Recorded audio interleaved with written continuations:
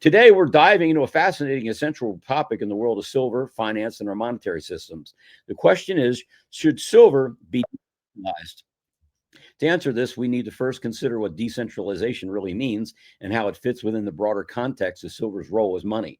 The ideal decentralization has gained significant traction, particularly with the rise of cryptocurrencies like Bitcoin, which operate outside the control of any central government or financial institution. But when it comes to silver money, should we be striving for a decentralized system? Let's explore. So what is decentralization? At its core, decentralization refers to the process of distributing power away from a central authority. In traditional money systems, central banks hold immense power over the money supply, influencing everything from interest rates to the total amount of currency in circulation. When we think of decentralized systems, we're talking about a scenario where no one entity holds this kind of power. That's called Austrian monetary economics. We're moving away from Keynesian. This idea has profound implications, especially when we consider sound money like silver. In today's world, the silver market is highly influenced by centralized institutions, like COMEX and LBMA. Are these representations of Keynesian economics, or are they representations of Austrian monetary economics? Please tell me in the column on the right. These institutions set prices, regulate supply. Is that Austrian or is that Keynesian? And recreate the rules under which silver is traded. But would this happen if we took a step back from the structure? Would decentralizing silver money be a positive change? Well, here's the case for decentralization. Let's look at why decentralization could be beneficial for silver money, focusing on a few key areas. Number one, restoring trust in the system. Centralized financial systems, whether in the form of fiat currency or precious metals markets, have been criticized for the lack of transparency and the concentration of power. A decentralized silver system would reduce the ability of central authorities to manipulate the price of silver or control its availability. This could potentially restore trust among investors and savers who feel the current system is disproportionately benefits the wealthy or the powerful entities. Number two, increased accessibility and liquidity. By decentralizing silver money, we can empower more individuals and communities to trade and use silver freely. Think about a global network of decentralized silver exchanges, allowing people from all walks of life to transact without the barriers of large financial institutions. This would not only democratize access to silver, but also increase its liquidity, potentially making it easier for individuals to buy, sell, and trade silver in various forms. Number three, elimination of systemic risk. In today's financial system, the centralization of precious metals markets means that a failure in one part of the system can have far-reaching consequences. If a central authority, like the COMEX, were to face a crisis or manipulation scandal, it could impact the entire market. A decentralized silver money system, on the other hand, could be more resilient with the power distributed across many smaller, independent platforms, reducing the risk of a catastrophic failure. Number four, aligning with the philosophy of sound money. Silver has always been considered a form of sound money. We've seen that in the Bible between 600 and 700 times. Sound money is inherently scarce, non-inflationary, and most importantly, cannot be manipulated by central banks or governments. Decentralizing silver aligns, that's physical silver, cannot be manipulated by governments. They're manipulating the paper silver. 365 ounces of silver, paper-wise, makes up 1 real ounce of silver. Do the math on that, you're over $13,000 an ounce. You think we're going to have any trouble getting the 500? I don't think so. Let's stay tuned here. Sound money is inherently scarce and non-inflationary, and most importantly, cannot be manipulated by central banks or governments. Decentralizing silver aligns with these fundamental principles of sound money, where the value of silver is determined by market forces. That's Austrian monetary economics, not by artificial manipulation. That is Keynesian. If we truly believe in silver as a store of value, decentralization could ensure its role as a reliable hedge against the debasement of fiat currencies. So here comes the challenges to decentralization. While decentralization sounds appealing, it's not without its challenges. Number one, regulatory hurdles. One of the biggest challenges of decentralizing silver money is the existing regulatory framework. Governments and central banks would not be quick to embrace such a change. Well, let's just get them out of the way. They don't have to be involved in this at all. After all, they hold significant power over the current system, which is changing, and decentralizing silver would diminish that control. Exactly what we want to do. Get the dimes, folks, please. This could lead to legal battles and resistance from powerful entities that stand to lose a more decentralized model. Loss of infrastructure.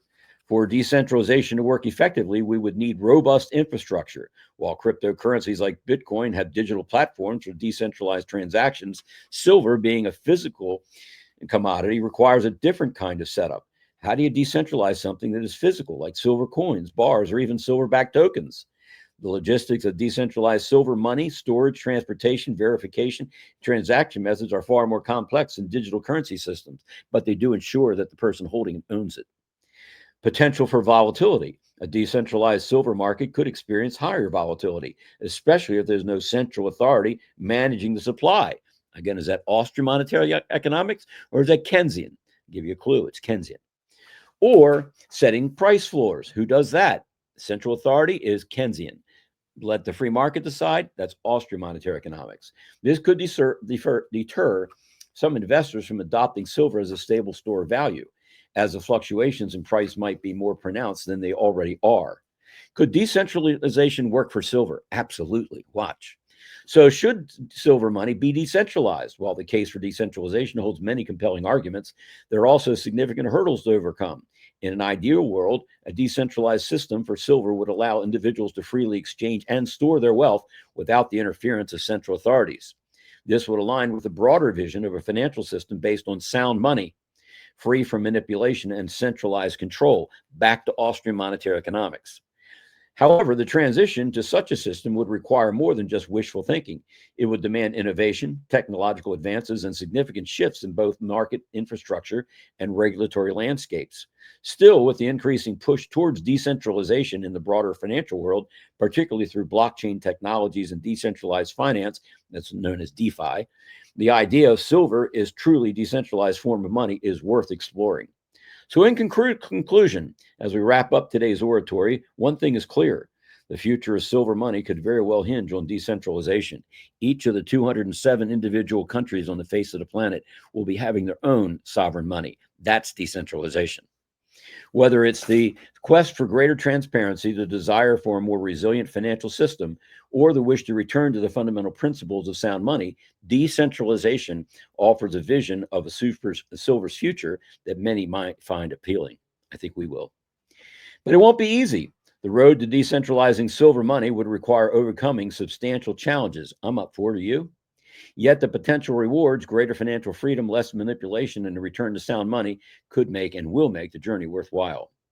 So let's share your thoughts with me. What do you think? You ready to step in the battle here and step things up and get silver set free? We're doing it one step at a time. Look what's happening right now. They're melting down the dimes and they're telling us so. You know why? Because they don't want us to be using fractionalized form of real money. That's the deal. Interestingly, exiled Iranian Crown Prince Reza Pahlavi has now started to make videos encouraging the Iranians to rise up. Take a look. My fellow countrymen, the Islamic Republic has reached its end and is collapsing.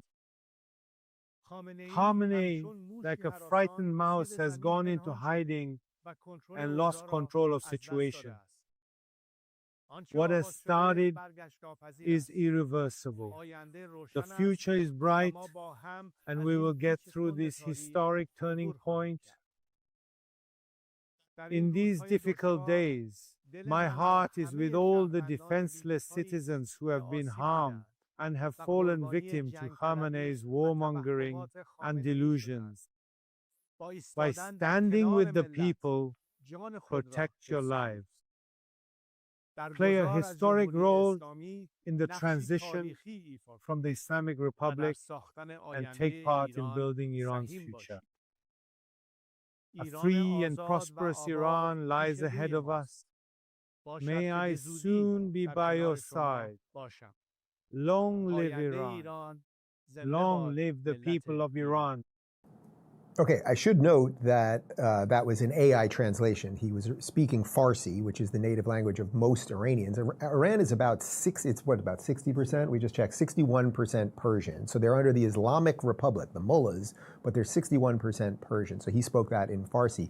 But the point is, when we talk about regime change, nobody wants American soldiers there or anything else. No one's asking for that. This is an incredible opportunity as the regime goes down, the bad guys who've oppressed their own people, and as Bill Maher says, puts the women in beekeeper costumes and everything else. This was a place that was very modernized and liberal in the 70s. We've shown you those videos before. You can see them on YouTube.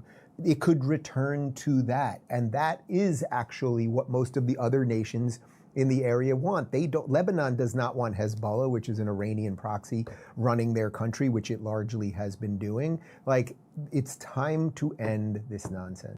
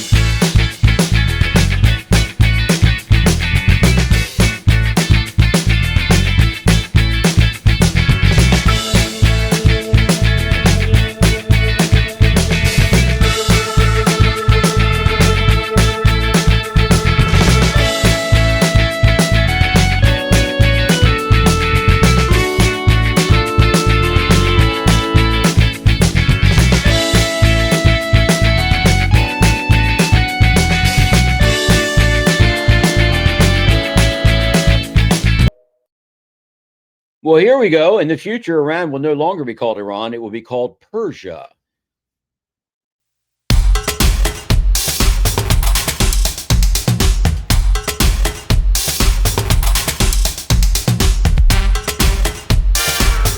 If you cheat to get into college, you can go to jail. But if you cheat to get into America, you can go to college for free. Obama faked his name, his religion, his wife, his kids, his birthplace, nationality, and sealed his records when he became president. Isn't that nice? Were reported to have been at the World Trade Center that day. This is a Jerusalem Post article, and it says that the Foreign Ministry in Jerusalem has so far received the names of 4,000 Israelis believed to have been in the area of the World Trade Center and the Pentagon at the time of the attack. Now that's how many people called in, how many families called in and said, I'm worried about Shlomo, I'm worried about this guy, I'm worried about that guy, my son is there, my husband's there. Well, what happened, of those 4,000 people who were supposedly there, only 3 or 4 died. 3 or 4 Israelis died in the whole operation. Well, how did they avoid harm? Well, what clearly happened also is that there was an instant messaging service called Odigo, an Israeli instant messaging service, that sent out a warning 2 hours before 9/11 happened, warning people not to go to the World Trade Center that day because there would be a catastrophe there. And the vice president of the company said that the prediction, the time, was exact to the minute, so 8:45, right? And the message was sent out on a platform that you could receive through your BlackBerry or your Blueberry or your cell phone or your internet, whatever. And so all platforms. But it was sent out in Hebrew, and it was sent out using a buddy system where you could say, I'm going to send this message to